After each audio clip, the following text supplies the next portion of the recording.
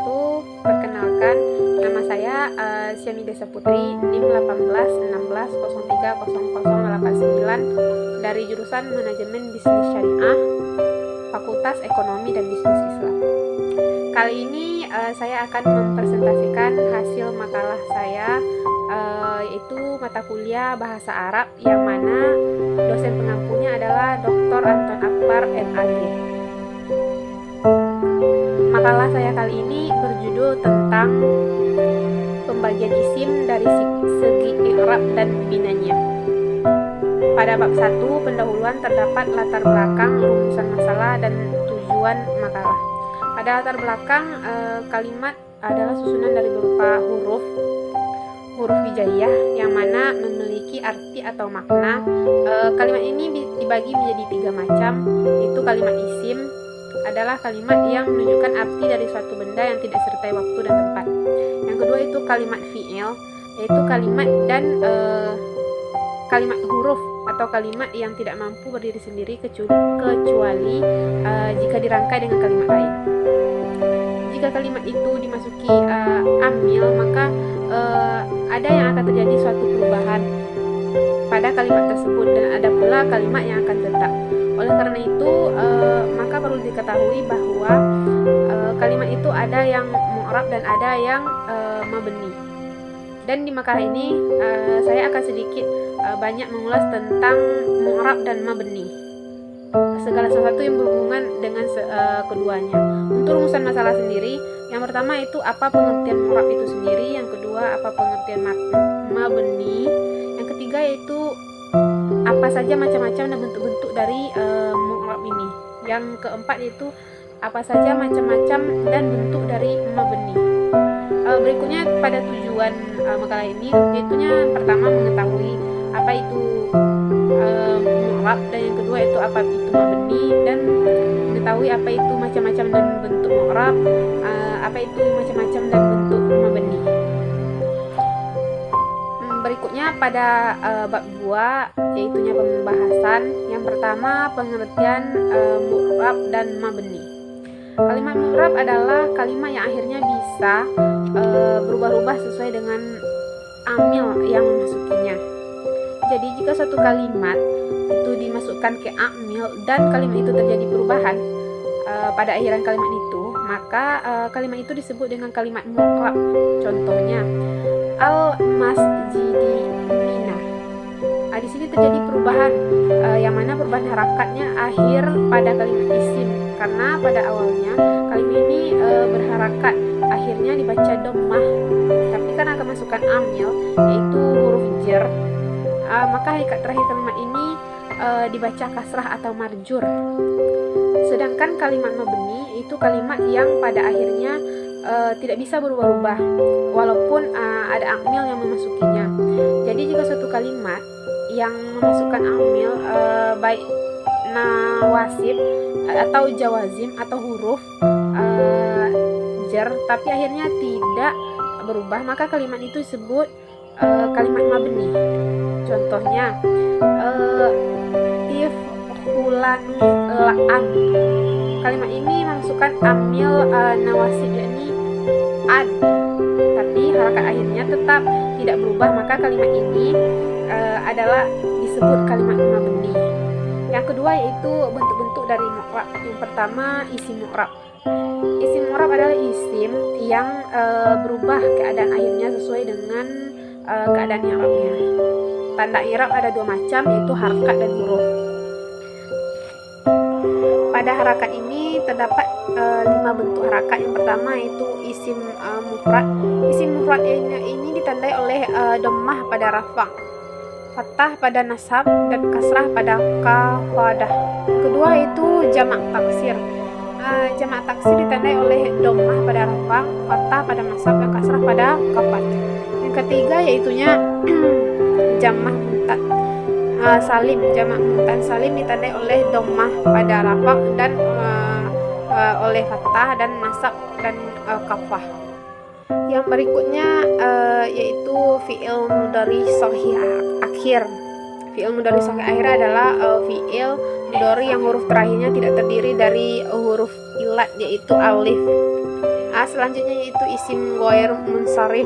Isim ghair munsharif adalah isim yang tidak menerima tanwin, atau isim ghair munsharif ditandai oleh dhammah pada rafa. Berikutnya fi'il mudhari' mu'tal akhir. Adapun fi'il mudhari' mu'tal akhir yaitu huruf akhirnya terdapat huruf ilat atau alif, waw atau ya ketika jazam ditandai dengan membuang huruf ilat. Yang kedua yaitunya huruf. Huruf ini ada juga terbagi beberapa bagian. Yang pertama yaitu isim tasniyah. Isim tasniyah adalah isim yang menunjukkan makna dua. Isim tasniyah ditandai oleh alif pada rafa, oleh ya pada nasab dan kafat. Berikutnya yaitunya jamak muzakkar salim. Jamak muzakkar salim ini isim menunjukkan makna banyak atau lebih dari dua dan dikhususkan untuk muzakkar. Berikutnya yaitunya isim lima. Isim lima adalah isim ditandai oleh waw pada rafa, alif pada nasab dan ya pada kafat. Yang berikutnya yaitunya fi'il lima. Fi'il lima ini berbentuk wazan atau fi'il mudhari' yang diakhiri oleh alif tasniyah atau ya munassah dan juga nun. Yang berikutnya itu fi'il lima ketika ditandai oleh adanya nun ketika masab dan jazam, nunnya dibuang. Yang berikutnya yaitunya bentuk-bentuk kalimat yang mabni. Yang pertama itu isim domir. Isim domir adalah isim digunakan untuk mewakili mutakallim, mutakab dan ghaib atau disebut kata ganti. Isim domir ini ada 14. Huwa humma hum, hiya huwa hunna, anta antuma antum, anti antum, anti antuma antunna, nahnu, anna nahnu. Isim isyarah adalah isim yang digunakan untuk menunjukkan atau merupakan isim sebagai kata tunjuk. Berikutnya yaitunya isim mausul. Isim mausul merupakan isim yang digunakan untuk menggabungkan dua kalimat. Selanjutnya yaitunya isim syarat. Isim syarat adalah isim yang merupakan isim yang merupakan jawab. Gunanya menggabungkan dua kalimat, di mana kalimat yang pertama menjadi syarat dan yang kedua menjadi jawaban. Berikutnya yaitunya sebagian saraf. Isim saraf ada yang mu'rab, ada juga yang mabni. Selanjutnya isim fi'il. Isim fi'il adalah isim mabni yang menunjukkan makna fi'il akan tetapi tidak mempunyai tanda seperti fi'il.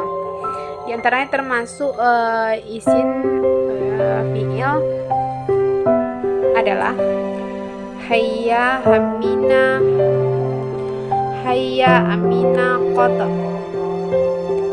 hayhata. Selanjutnya itu adat murakkab, angka belasan dari 11 sampai 19 kecuali 12 dalam bahasa Arab hukumnya mabni fathah. Jadi apapun i'rabnya tetap berharakat fathah. Berikutnya yaitu amil nawasib dan amil jawazim. Amil nawasib adalah fi'il yang bisa menasabkan fi'il mudhari'. Berikutnya itu amil jawazi, yaitu adalah suatu huruf yang bisa menjazimkan fi'il mudhari'. Pada bab 3 yaitu terdapat penutup. Yang pertama itu kesimpulannya. Kalimat yang akhirnya bisa diubah disebut kalimat mu'rab, dan kalimat yang tidak bisa diubah disebut kalimat mabni. Kalimat yang mu'rab jika kemasukan amil pada akhir kalimat tersebut akan mengalami perubahan baik dari harakat ataupun huruf. Tetapi jika kalimat itu mabni walaupun kemasukan amil apapun, maka kalimat itu tetap sama dan tidak akan berubah atau tidak akan ada perubahan apapun. Bentuk kalimat mu'rab yaitu yang pertama isim mu'rab, yang mana kalimatnya bisa berubah-ubah. Isim mu'rab yaitu isim yang bisa berubah-ubah akhirnya. Yang kedua itu fi'il mu'rab, yaitu fi'il yang bisa juga berubah-ubah akhirnya. Bentuk-bentuk dari mabni, yang pertama isim mabni, harakat akhirnya tetap dan tidak berubah. Yang kedua itu isim fi'il mabni, harakat akhirnya tidak bisa berubah-ubah. Baiklah, saran saya berikan kepada makalah ini adalah kita harus teliti, karena ketelitian dan kejelian itu sangat penting di dalam mengetahui bagaimana kalimat mu'rab dan kalimat mabni, dan harus mengetahui agar bisa lebih mengetahui lebih dalam lagi. Maka dalam membaca makalah ini harus benar-benar teliti, karena saya baru belajar dan kita semua juga baru belajar. Sungguhnya masih teramat lebih luas dan dalam tentang pembahasan ilmu nahwu, sungguh khususnya bab mu'rab dan mabni. Mungkin hanya itu penyampaian materi dari makalah saya. Wabillahi taufiq wal hidayah. Assalamualaikum warahmatullahi wabarakatuh.